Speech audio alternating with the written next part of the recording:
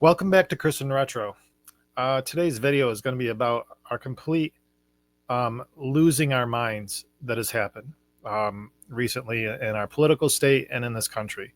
The public outpouring and the absolute nonsense overreaction to something that's not impacting you right now. And you have a vote in the future too. There's moves that can be made constantly. That's why we're a democracy still.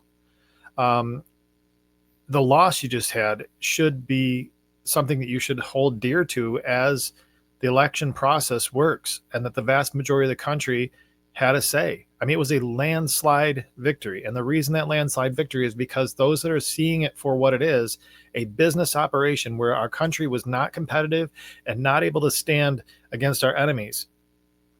If you don't see it for what it is,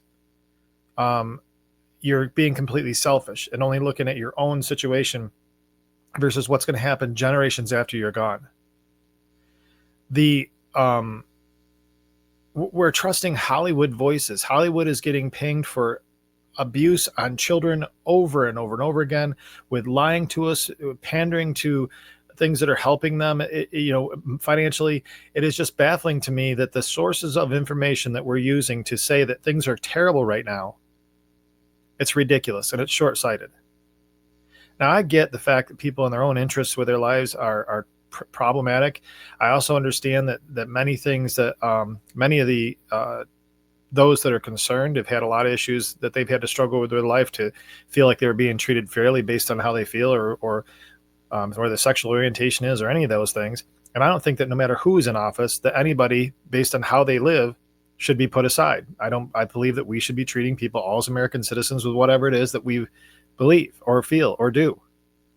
My issue is that I also have rights. I also should have a vote. I also should have say in what I want for my country as well, just as you should. I had to step aside when I watched administration lie. I sat here scratching my head, not understanding how their voter base was allowing them to quarantine them into their vote and make them believe everything was fine when it was not. Our country was falling apart and in many ways has a lot of course correcting to do. Many voted for the previous administration and voted for those types of policies because of the thought that we were still in control of our lives and the choices we were making, when in fact we were not. We were under more control in those environments because there was a sales pitch being given and no deliverance on that sales pitch. I'll use a basic one: college education. College loans were all going to be washed out under the last president. Not even close. Didn't even come near the finish line. But yet somehow this new president is killing our chances at college. I didn't see much difference with the cost to send my daughter to 4 years of college in a state school as I did when I had to pay my own way for my own 4-year education in a private school. I went to a state school for the first 2 years, and the last 2 years I finished it up in a private college here in Rochester. I saw no difference, and there were a wide variety of administrations throughout that time. My bias is always going to be what is going to have our country competitive globally so that my home has opportunities to earn, so we make the choices that we want to make for us. I don't want my federal government doing anything of those types of things. And the current office that we have as a proponent of the federal government running the country as business and allowing the state government to deal with our social issues and our other issues that medically that we are saying that we want. It's a mischaracterization. And if you're falling for what's going on in media, please stop. Please hear what's being said to you and then start doing some logic to it. I don't know one single person that I have met or have heard discuss their concerns that with such rage and sadness and all this other stuff that anything has changed. Nothing has changed, and it won't. There's no policies in place that are going to change those things. Because we'll take abortion for one example. That policy has been debated for decades. And currently the push is to make it illegal. It's to make it not a federal decision. I vote for that because it's not about my view on abortion. It's about whether I want the federal government tied up in those types of decisions. That should be a family and a woman's decision. They should be able to do that. And there's going to be laws dictating it or governing it. It should be based on what the state sees going on in its state. and what those voters want for it, the ones closest to the ground. I don't want my federal government involved in my home in the most limited possible way is what I want. But yet we were under the impression that we were being taken care of, and that's not true. We were being invaded in our home. So with that as a kind of a precursor to my position on it, my concern really comes out of this mostly. There's two things I really want to cover: is context, and the second one is our role for those of us that choose to have a voice for a population. I think we have no right to be unstable in this season, especially in my lane where we have people like myself with behavioral health issues. My anxiety and depression, conservative, or if it's liberal, I happen to be somewhere in the middle. I shouldn't have a different set of care and concern for me based on my vote versus anything else. And what I'm finding is because of who I am and what I represent, and what I look like, it's assumed that I'm something else that I'm not. And therein lies the problem for me, because I actually have had that happen in the last week alone. I've had people start coming at me with a massive assumption about who I am and what I voted, and they don't even know. They don't have a clue. They don't know why I think about things the way I do, and they cookie cuttered me and threw me right in a bucket again, just like I was when I was homeless, just like I was when I was actively drinking, just like I was when I was catching charges all over the place. I was put in buckets then, and now as a productive citizen trying to help others, I'm put in buckets now. I think that's ridiculous. Just because I don't happen to find having sex with men enjoyable, and I don't want to do that, and I don't want them to do it to me, doesn't mean I hate somebody else that does. I don't. In fact, I got hit on by a guy the other night. It was kind of ridiculous. I don't think I look like I accept that type of thing, and I don't. And I didn't get aggressive towards him. I just kind of laughed. He said he liked my pants. I said, thank you. My fiance, I said my girlfriend, because I was just taken back by it. I said my girlfriend doesn't like my pants at all. She likes them off. And I thought that was funny. And for my evangelical base, I'm sorry, but that's the joke I cracked, because I thought it was funny. And he kind of laughed and left me alone. We had probably voted massively differently if I make assumptions about him as he made about me. But in that case, he was interested in me and I wasn't interested in him, and we handled that just fine. I didn't beat him up because he was, gay, and he didn't get mad at me because I must be, a Trump mean heterosexual guy. None of that. It just, the interaction, we were just two human beings existing and whatever. So I say all that to say there was no reason for conflict there. There's no reason for us to have these conflicts now. Your rage and your screaming and we're going to stand for this. You know what? There's one side being aggressive and fighting on this thing. One. And it's the ones that are supposedly downtrodden and all this other stuff. I've been hearing about this even with even with the office that you claim to has looking out for you. I'm still hearing all this oppression that you're saying is there. So how is that any better than what you're dealing with now? There's something else systematic going on, and we're probably on the same page, even though we voted for a different administration, because I don't like my federal government into my home. I like them out of my home.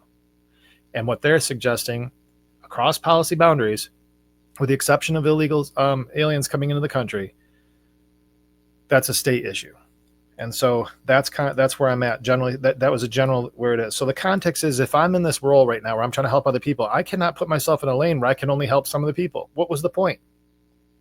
If you don't agree with anything I'm saying from a political perspective, that is totally fine. If you need something, I'll still be there for you, because we don't have to agree on things. We don't. And in so much that if somebody from my belief system was pushing on you in a way that I didn't like, they would get every bit the awful me that somebody that was giving me a hard time would. We got to look at this in context. We're human beings trying to make this work. And so as people with a voice, we should not be out there causing more chaos and stress and problems for people with anxiety and depression by our rage over this circumstance. We need to be the calming voice to help people find a way through it, not get them even more to a place of hopelessness and craziness. And we all should just, oh my God, we can't take it. All things for us in recovery are work. When we run into situations, whether it's elections or our medical situation or our finances or whatever else, they're all going to be problematic. And the only way we survive is as a unit. And in this space that we're in, there is clearly The same population of voted for the current office, and at the same time, the last president was elected in by a population of voters that weren't in agreement either. I mean, we're in a circumstance where now politics should not be the voice that we're having right now, and I find it to be just a masterpiece of what I believe the spiritual context of all this, because we have a addiction disease that's trying to kill us, and it's Satan's perfect masterpiece, as we've talked about. What better way than to take those that are the hope and help and voice for people and make them be only talking about politics and how terrible it is? I got news for you. If, let's just say I'm wrong and it is terrible, then we have to rally. If it's not terrible, we have to rally. Because I can tell you, any individual based on any given day and any set of circumstances can think life is totally collapsing before them. I'm not sitting here with everything all together. We have so much pressure going on in our home right now. Sam in particular has so much going on in her life. We are collectively as a family trying to get through this season. We've got a lot on us. What went on with the election doesn't impact us either way. Either way. It just doesn't. Because we've got heavy stuff that we've got to get through, and we do. If I spend all my time popping off about this election and popping off about how awful it is for this community, man, I'm not going to pay attention to what's going on in my home. And it's taken a long time to get our feet back underneath us to have another fight that we have to fight. You know, what has changed? I don't know what's coming to change. And there'll be change, and there'll be things that we don't agree with. And there'll be things that are probably, predicted as bad, and they are bad. And so you vote them out of office again, Are your actions putting other people in crisis? Are your words and the hyped up language putting other people in crisis? Or are you still doing the things that your purpose was, and that's to help them through any number of situations? I didn't like either candidate in this election. It just, neither one really did it for me. However, with what my desires are for my home, one candidate stood out better than the other one relative to having my federal government be an institution that competes with other nations for our best interests. That when programs come in here, that those programs are invested in U.S. citizens. That our borders have the option for people from other countries to be part of our country, but in some kind of reasonable fashion that doesn't take from those in our cities right now that are citizens. They don't have enough to eat. Take every holiday break or any summer that goes on, and how many kids starve through there without the existence of a school system is awful. It's awful. And they're not illegal. They're not anything. They're just here kids. That's where our voice should be. We should be raising that awareness and being out there to make sure that children are supported, that families are supported, that when somebody's struggling with addiction and they find themselves in just the middle of a mess and the whole world says, they're just a junkie, that we still stand by them, regardless of who's running the country right now. It shouldn't have changed anything. I'm not garbage. I'm not a Nazi. I still care about the same interests I did before. And until this election, probably many of you weren't 100% sure what my political bias was. You didn't have to know, because it didn't matter. I had a president I did not believe in. I had an administration I did not believe in. It completely violated my senses of what I think is right and wrong for this country. But you didn't see me on here ripping into it all the time, because that's not where my voice is. My voice is here for you, to help you through your trouble in so much as I can. But I also am going to call out stupidity when I see it. And I think it's absolutely stupid to sit out here with a voice screaming and raving and pulling your hair and calling all this nonsense over this whole thing, when you should be rallying and saying, okay, what do we do emotionally to get through this time? If it's that hard on you and you're looked to as a voice, be the voice of hope. Be the voice that says, even in this, you can still have hope and still have a life, rather than drive somebody right on the brink of suicidal ideation and beyond, or maybe even completion. Why would we do that? What was the point? Do you feel better that your voice was so friggin' loud about a person you can't stand in office, that people died because you didn't rally around and say, it's going to be okay, we're going to figure this thing out? Who's the bigger perpetrator in their bad situation? The person that has never met them and that's running for office? Or you, the most powerful voice around your community? No matter who you are in the recovery season, people look to you. Your enemies look to you to see you fall. Those that believe in you look to you for hope and help. Some look to you to see if you're going to keep it together. Either way, when you're in recovery, a lot of people are watching. How you behave is seen. I've seen it from my own downfalls. I've seen it from my own mistakes. It's embarrassing, but on top of it, with this, when you feel like you've got a purpose and you're out here with a voice, you have a lot of responsibility with it, a lot. And every word you say, and probably things I've even said on here, are going to be triggering for people. But I also have to be authentic with you too. And I think that if we're spending all our time screaming and going nuts over an election, no matter how it turned out, we've lost our way. We've lost our purpose. I don't need a policy to come alongside you and say, we'll find some way through this. In my own family, the stuff that Sam and I are going through, there are so many days I have no clue how we're going to get beyond this. But I know we will. And the reason I know we will is it's not pie in the sky, but we've been down fighting roads before. We just know we have to have a co-pilot going through it so we can take the next best step, the next best move. That's what it boils down to. And that regardless of what we just went through with an election, what this country's been going through with the divisive behavior that we allow the media to drive through us, it's still always down to one next step and your best choice and your best move. Now, many people did a vote based on what they thought to be true. Both sides are antagonistic as heck. I've had Trump levied on me, and I've not put a sign up or a shirt, not in anything. I just look like a Trump supporter, I guess. In the last week alone, I've had that crap. I took our daughters on a trick-or-treating thing, and there was a person with Trump all over their front porch. And I said, well, this is interesting during a trick-or-treating night. I said, I'll come back tomorrow and see some of the comments you probably got. Immediately, that person got all spun up and started giving me an attitude problem because I made a joke like, are you kidding me? This is trick-or-treating. Why is this necessary here? Both sides, I think, are ridiculous. And it comes down to the individual voters to decide to behave with their neighbors that way. It's dumb. So I guess what I'm asking with all this elevation that I have as well, stop. Just stop. Calm down. Collect yourself. Take your own inventory. Stop taking the inventory of every single thing around you. Because it's not so much what happens in the world around me, it's what happens in the world in me. What happens in me. It's a hallmark of our recovery. It's what we must do.